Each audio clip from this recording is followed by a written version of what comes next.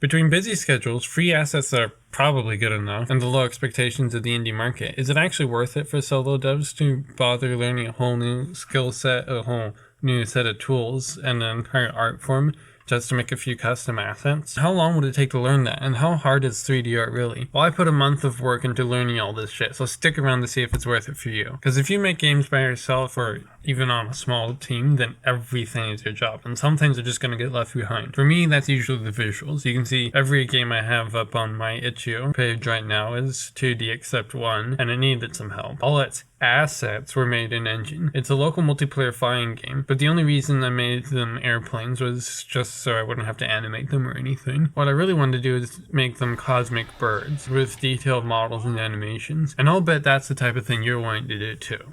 Characters. But birds and anime titties are fucking complicated. A better place to start is environmental art, and an even better place to start is what tool are we using? After a long half-hour of careful investigation and deliberation, I've determined that Blender is the optimal tool for independent game developers for its 3 core selling points. First off is that it's free, the second point is that it costs no money, and then the third selling point of it is that it's surprisingly cheap. More seriously though, it's a more generalized tool, kind of a one-stop shop for anything you would want to do to make a game, versus something like Maya, which is a really professional grade, specialized tool for conventional modeling and animation. So how do I... Oh, what do you know? I have a donut! The first 3 days was just spent grinding some Blender Guru tutorials. To be honest, I still didn't really know my way around Blender, but 3 days is a long time when you got Animate to put on a bird in a month, so I decided to get bored of the tutorials and try to make my first actual asset for the game. But once I got started making this skyscraper, I realized that I didn't remember anything from the last 2 days of practice.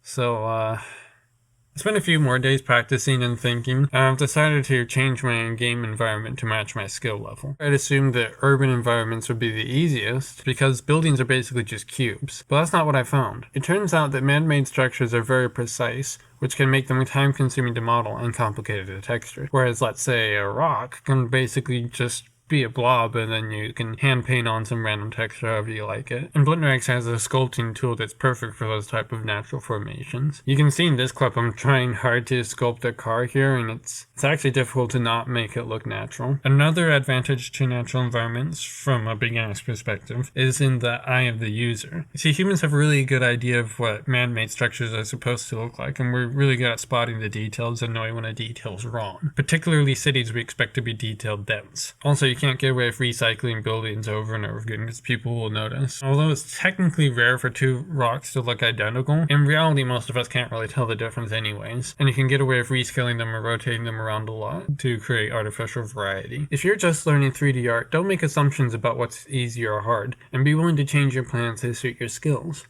Like how I pivoted to making the environments for my game an asteroid canyon thing. Okay, maybe this wasn't the best of ideas. Not because it's a bad decision, but because it's fucking boring. I've only made one asset and I'm already so tired of making rocks all day. Rock, rock, rock. And no matter how well you plan things out, if you get bored, it's over. I know I definitely can't get anything done in a day if I don't care. But went ahead and imported this crappy rock into a game engine and see how it's worked. I thought I imported it. Let's talk about file types. As far as I know, the big 3 you'll have to know are OBJ, FBX, and GLTF. OBJs are the most basic 3D model file, and they literally just contain the mesh geometry itself. FBXs are broader and contain all the materials and normal maps, and so on. There's something of an industry standard from what I can tell, but apparently Godot Game Engine doesn't like them for some reason. So GLTFs are an alternative.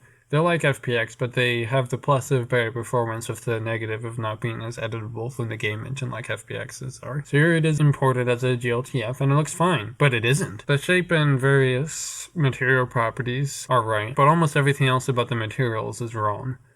None of the albedos, which is the base color, are right, so these little rocks are white now. The texture for the main body is okay because it was saved as a separate image file, but it was supposed to be layered with some noise. Procedural normals didn't transfer either. Basically nothing from this node system made it over. I ran into similar issues when I tried importing to Unity off camera. Unity has more options, supporting FBX and also letting you just import an entire Blender project file. In the case of Unity, the albedo was fine. All the other properties were wrong though. I basically had to remake all the materials. There seems to be some kind of an accepted thing that everyone just deals with, that materials can't be transferred over correctly. But it's not like it's a clean, do your meshes in Blender and then do all of your materials in Engine either, because things like UV unwrapping or texture painting should probably be done in Blender or its equivalents. And if you want different faces of the same mesh, use different materials, then you need to define that in Blender or your Blender equivalent as well. You're pretty much required to just make placeholder materials as a sacrifice to the gods of 3D, only to be replaced in Engine. Okay, so it's been more than a month here. I took a break to do a game jam. Not much of a break, I know. I feel completely spent. But we came closer to answering the initial question. A month wasn't enough time for me to learn 3D game art. But what does that even mean? 3D art is such a broad term, and putting game in the middle doesn't narrow it down much. And how much do you have to know to have learned something? And of course, I don't know what you can do in a month. I know I was able to learn the basics of modeling and texturing, and I'm generally less hardworking than most people, but also have more time than most people, so probably you could do the same. But how long would it take to learn more? Well, I still had a game to make look pretty, so let's find out. I may have been hyperbolic about the materials thing. Basically, if you keep it simple and don't use Blender's nodes, it transfers fine.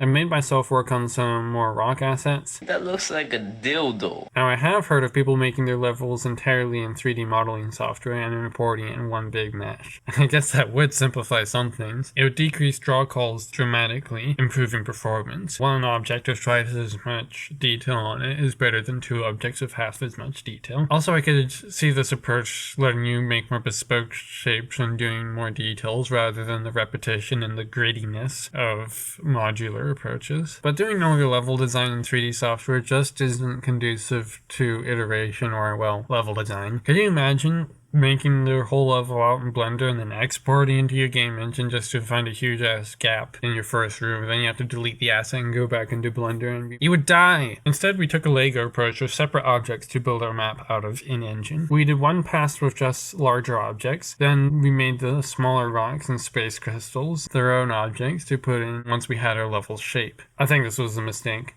We didn't quite make these to snap into a clean grid, neither should rock formations fit into a neat grid. The result is a lot of repetition and awkward seams that can obviously be seen. I think the modular approach works well for strictly grid-based games or Boolean interiors, but next time I think I'll definitely try to make my whole level in Blender just to see what happens. But now we can finally get started making our cosmic birds. Modeling complex characters or creatures can be intimidating. Where do you even start? You're going to need to, one, model it, which is basically the same as what we've covered earlier, and then you need to rig it, which is the process of giving it a skeleton, and then you need to animate it. I spent a while looking at bird skeletons and testing designs in 2D, then narrowed the shape down to some primitives I could start with.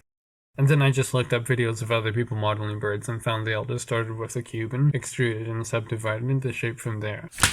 But what of the designs of the birds themselves, Basil? Our reference was pretentious art of cosmic birds from strange women on the internet, but also real birds. But strange women like swans and hummingbirds. But this is a game where players kill each other, so these things need to look like hunters. So we started with an eagle as our reference, blocking out the basic shape with some cubey. Then we could subdivide the mesh to give us the detail for adding feathers and making the bird fabulous and majestic with Blender's sculpting. Although you need to be careful when sculpting about faces folding in on each other and seams getting messy. You have to manually dissolve and adjust vertices to fix it, which unfortunately caused some asymmetry in our bird, which I had been trying to avoid.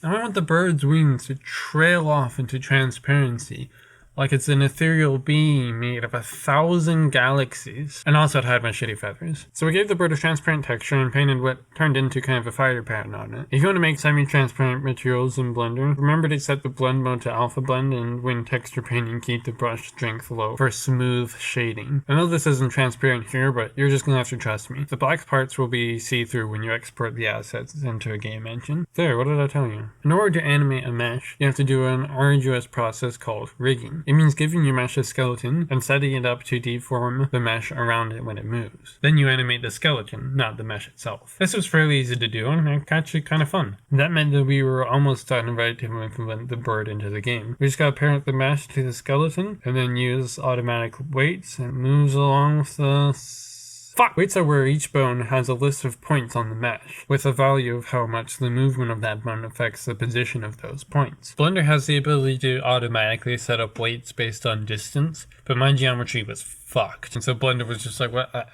I don't know what this... What the fuck do you want? I just can't right now. I had floating vertices and intersecting faces. It wasn't even symmetrical, but I sure wasn't going to redo the mesh now, so manual weight painting was our only option. Because it wasn't symmetrical, we couldn't mirror the weights either.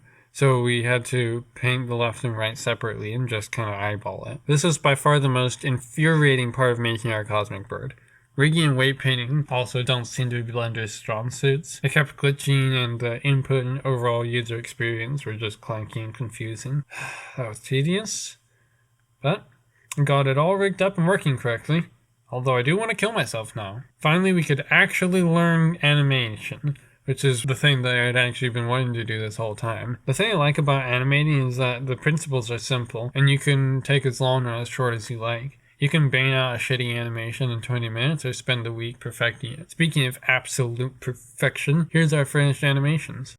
Then we exported the bird into the game engine and started implementing it. The first step was to set up the animation system to tell the game which animations to play when. Animation trees might be initially intimidating, but I watched a brief tutorial to see what the different nodes in my engine did, and drew up some paper diagrams and pseudocode to make sure I knew how I wanted it to work, and then I was able to do it all easily. And then there's the step after setting up your animation tree, controlling it sort of indirectly from your character controller by changing the animation tree's variables and stuff. This is a game after I spent a few days adding some final touches to the overall visuals. I said the animation was easy, but I'm still not quite happy with how the charting animations play. You could spend forever adjusting sensitivity and blending settings. Now, because originally these were airplanes, I had it where when you get hit, sparks fly and smoke comes out of your bum, and I was going to replace those effects with blood or something that makes a little bit more sense for birds.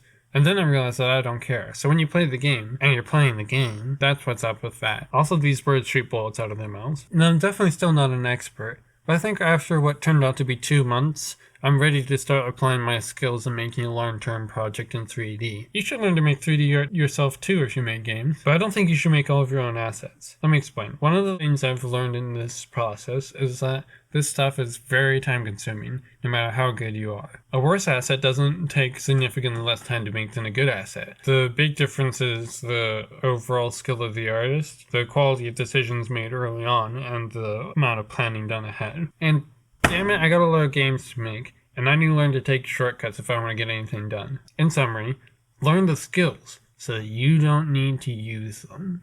Even if you wind up working with a dedicated artist, knowing what goes on in their job will save a lot of relationships. And knowing the difference between a good asset or bad asset or which ones fit into your workflow or tool set better or worse will save you a lot of money. I'll leave links below to channels I found useful when learning Blender myself, as well as the game I've been working on throughout this video. But what if I'm only interested in making 2D games? A lot of 2D games actually use 3D characters because they're more versatile and sometimes even look better.